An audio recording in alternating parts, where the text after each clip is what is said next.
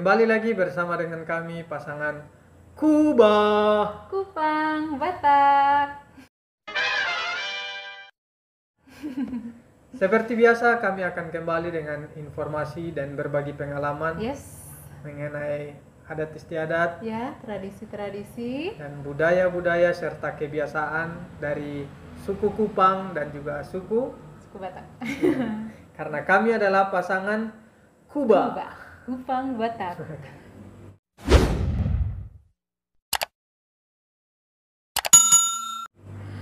Oke, jadi kemarin sudah membahas satu tradisi dari NTT ya. Ya, dari kampung saya dan sekarang giliran Anda. Kemarin pembahasan kita yaitu mengenai salam ya. Salam cium hidung.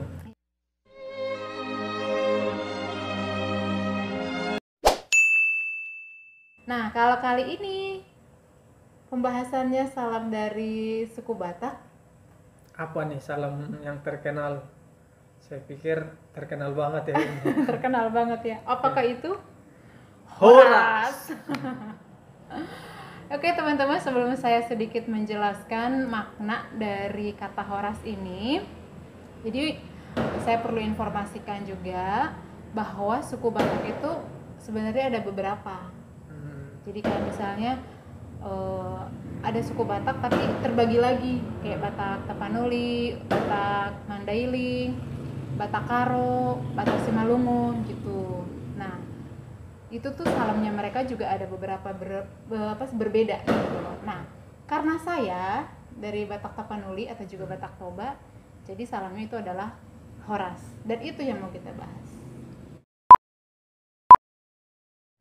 Kalau begitu sebenarnya apa makna dari kata horas itu? Makna dari salam horas itu sendiri. Oke. Nah, uniknya dari salam horas ini yaitu adalah dia bisa dipakai kapan saja, waktunya tidak terbatas gitu loh. Emang dia bentuknya salam ya. Jadi bisa pagi, siang, sore, malam gitu. Bahkan ketika bertelepon juga horas gitu, kayak menyapa, kayak salam gitu lah. Oh, sedikit berbeda dengan ini ya, salam cium hidung ya. Iya. Kalau salam cium hidung kan telepon nggak bisa. Nggak bisa, harus benar-benar bertemu baru Iya. bisa dilakukan. Kalau horas tidak. Jadi dia memang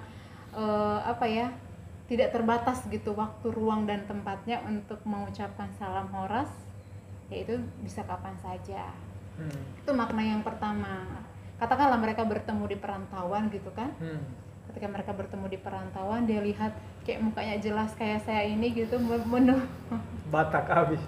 menggambarkan itu. Biasanya ketika kita yakin dan pasti memang itu orang Batak, untuk memulai dan memudahkan berkenalan sama kita cukup datang misalnya horas gitu, kasih salam sambil horas, itu sudah akan menjadi kayak jalan pertama untuk kita bisa lebih berkenalan. Jadi semudah itulah gitu. Seperti kata sandi begitu ya? Ya, bisa jadi seperti itu, bisa jadi kata sandi juga. Ya. Tapi horas ini dipakai hanya sekedar untuk itu aja apa dipakai juga untuk yang lain? Oh iya, ketika kata horas ini diucapkan pada satu kondisi, katakanlah kayak pesta adat gitu kan, atau acara formal keluarga, itu maknanya akan berbeda. Contoh, misalnya kayak kita ada acara keluarga, biasanya kan orang tua kasih ketua. Iya. Kasih ketua. Nah, nanti di situ biasanya suka ada terucap horas mahita sude misalnya gitu kan. Itu artinya sudah lebih dalam lagi dari sekedar hanya salam. Oh ya? Ya, itu sudah menjadi kayak suatu pengharapan dan doa. Horas mahita sude itu artinya adalah semoga kita selalu sehat dan baik-baik saja gitu.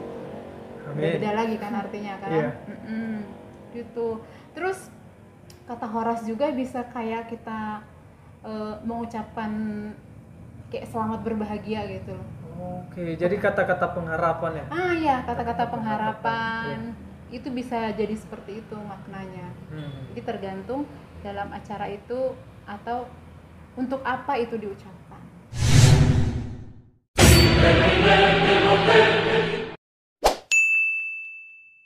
Nah, kata horas juga itu bisa sebagai ucapan berbahagia.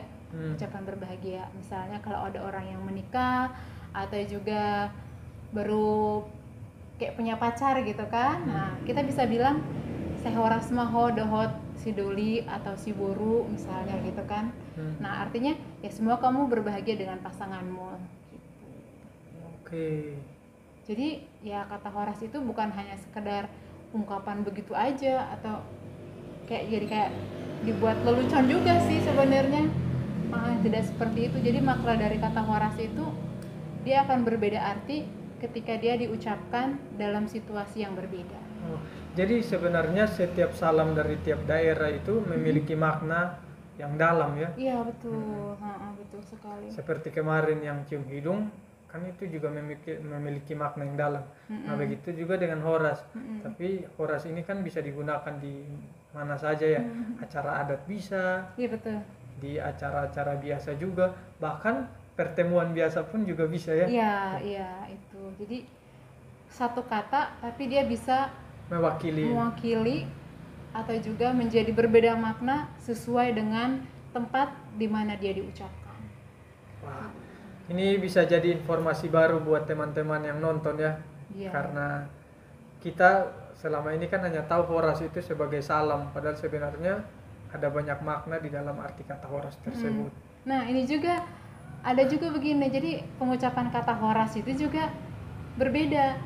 Jadi kalau cuman salam gitu ya, biasanya kalau cuman itu arti salam, katakanlah biasanya kalau keluarga datang pasti bilang gini, horas, dalam artian kayak salam damai sejahtera kayak gitu loh. Kayak misalnya penekanannya itu berbeda.